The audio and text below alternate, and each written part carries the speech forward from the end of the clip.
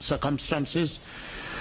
The continuity of the democratic process goes on, and I'm glad to say and declare that we have become fifth largest democracy in the world as we enter this process. 336 total National Assembly seats are up for grab.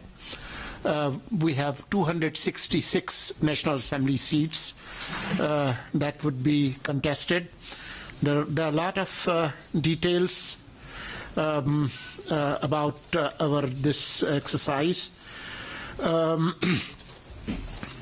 I think it's 128.6 million voters will be exercising their right to vote, 4 provincial assemblies and the National Assembly. So we wanted to welcome you all and assure you that we have very good arrangements to ensure the security and integrity of the process, providing security to polling stations in a 3-tier system, with police taking the main responsibility in the first parameter, including the polling stations, with civil armed forces on the outer cordon perimeter, and Pakistan Army as the main quick reaction force on the outside perimeter. So we have more than ample resources available to ensure peaceful, free and fair elections on Thursday, February 8. There have been speculations in the past about the possibility of elections, at times about severity of the weather, sometimes about security, sometimes about even Iran-Pakistan skirmish that we experienced last month. But we have been consistent. Caretaker government has been consistent from the day one. And as the chief spokesperson of the government of Pakistan, I have held this position consistently that elections will be held on time as announced by the Election Commission of Pakistan. So we welcome you all, and we open this session for question. We would have to wind up before 1 p.m. because there are other important media activities planned that you are already aware of. So we'll have one question for each organization, and we'll just go back and forth. Madam Ambreen Jan has the names, and we'll go. Mr. Nick, would you like to ask any question from the Minister about the elections? Sure. So what's your, assuming that there are any problems on election day, how quickly would these military units be able to be, how quickly could you deploy them? Probably less than the number of fingers on your hand in terms of minutes. Next is the national media. Mr. Farhan Bukhari. Thank you, Madam. Solangi, first of all, let me thank you for being accessible, very accessible as we come to the end of your tenure. It's been very good having you as information minister, unlike some of your predecessors. My question is that in less than an hour, this matter of former Prime Minister Imran Khan's marital status, the validity of that will be decided. Court is going to give out its verdict. This and other developments, other events around Imran Khan and PTI have reinforced the impression that this is a highly one-sided election with the establishment holding charge. What is your response to these allegations and the environment in which you're heading towards these elections for the 5th largest democracy, as you say? Thank you, sir. We are a free country, and they have every right to criticize anything, including the caretaker government and the courts. Media is free. They have been venting their dissent, and they have every right to criticize any judgment of the court. As far as the verdicts of courts are concerned, the caretaker government has no comment about those verdicts. We do not control the courts. And the establishment's rule? We represent the caretaker government of Pakistan that's put in place legally and constitutionally. Mr. Afzal Raza, would you like to ask any question? Mr. Minister, I want to ask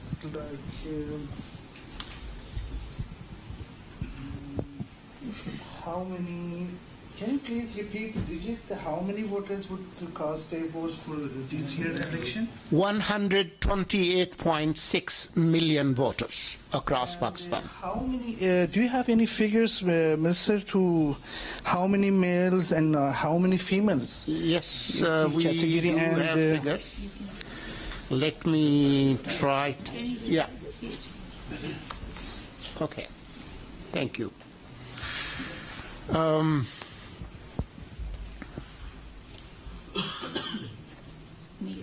That's the percentage. Okay. 69.2 million voters are male voters, and 53.87 are no, that's the percentage. I'm sorry, 59.3 million female voters. But if you look at the previous statistics, this gap has been bridged to a great extent. It has narrowed.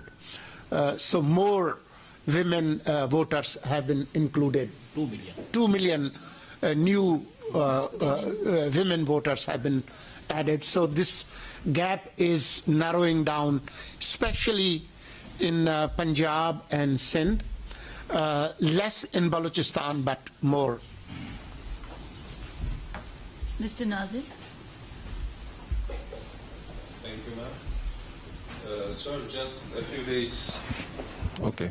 Just a few days before the elections and terrorist attacks increase in Balochistan and KPK. So what do you think is the reason for the increase in these attacks, and what would you say about it? Thank you. Well, law and order and terrorism is not new to this country. We have been experiencing this for over a decade. Especially around 2005 and 6 and 7. The 2008 elections were held in a very security threatened environment when there was a lot of terrorist activities. So that also continued in 2013. Especially after August 15, 2021, when Taliban took over Kabul. Sadly, this terrorist spike has surged. And there are operational collaborations between different terrorist groups. I'm sure you are aware of the recent UN report, how the terrorist groups of different hues and shades, including Al-Qaeda and TTP, they are active in Afghanistan, and they use Afghanistan as the safe sanctuary. So we are experiencing that threat, but our security forces are battle hardened, and we will ensure that elections will be held in a peaceful environment. Ms. Friedrich, do you have a question to us? Yes. Could you please tell us a little bit about the international election observers? From which countries, from which bodies are they coming?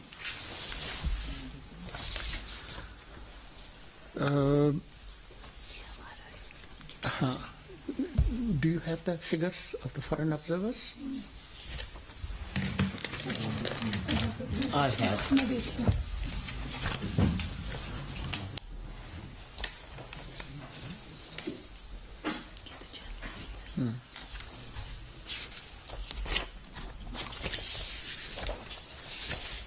I'll get back to you. Let me just pull it out and take another question in the meantime. Ms. Liuzhen, do you have a question? No? Okay. So now we come to the last one. I'm sorry, I missed you. Yes. Mr. Matar. I'd like to ask about the economic situation. Pakistan and especially the Caretaker government has signed so many MOUs with some countries, especially with Kuwait recently. And there was some news about that there will be a reconstructuring of the FBR, and maybe there will be change of the currency, the local currency. My question is about the economy. Whether this election, in a way or another, the result of this election will affect Pakistan's relation with, for example, the Gulf countries, will improve the economic situation. What is the fate of those MOUs signed during the Caretaker government, especially with Kuwait? The economic initiatives that took place during Caretaker government were taken in the background of SIFC, Special Investment Facilitation Council, and that was approved by the outgoing parliament. So it has the cover of the parliament, and the same political forces would return in the parliament with whatever ratio people decide in terms of their priority. But the same political forces that endorsed these economic initiatives are about to return to Parliament in few days. So I have full faith that these economic initiatives will continue, and our relationship with our partners in Gulf and elsewhere, including People's Republic of China, those relations will deepen, and Pakistan, that has been stabilized economically in last 5 months, there is enough to, build on those initiatives. You can get back to her. About Ms. the Friedrich. FBR and the currency. I'm sorry? There was a part of my question about reconstruction of the FBR and changing of the currency. Yeah, even yesterday, SIFC approved, and our cabinet also approved economic reforms related to tax policy and FBR. But those changes will take place after we make some amendments in FBR and Customs Act, and that's the domain of the Parliament. So we will carry and forward those recommendations and the work that we have conducted so far to the next Parliament, and we are hopeful that these will be approved, because they are in the greater interest of Pakistan and its economic future. And that will also stabilize rupee-dollar relationship. As you have seen, the day Caretaker government took oath of office on August 17 last year, the official interbank rate was 296 rupees for a single dollar, but in open market we couldn't find a dollar in 350 rupees or even 400, and there were speculations that we will just go to 500 rupees for a dollar. But because of the administrative measures and some efficient working of the governance system, we have stabilized the economy and also the open rate and the curb rate on the dollar. Ms. Friedrich, you can repeat the question and the Minister will answer now. My question was whether... Foreign observers. Yeah. Well,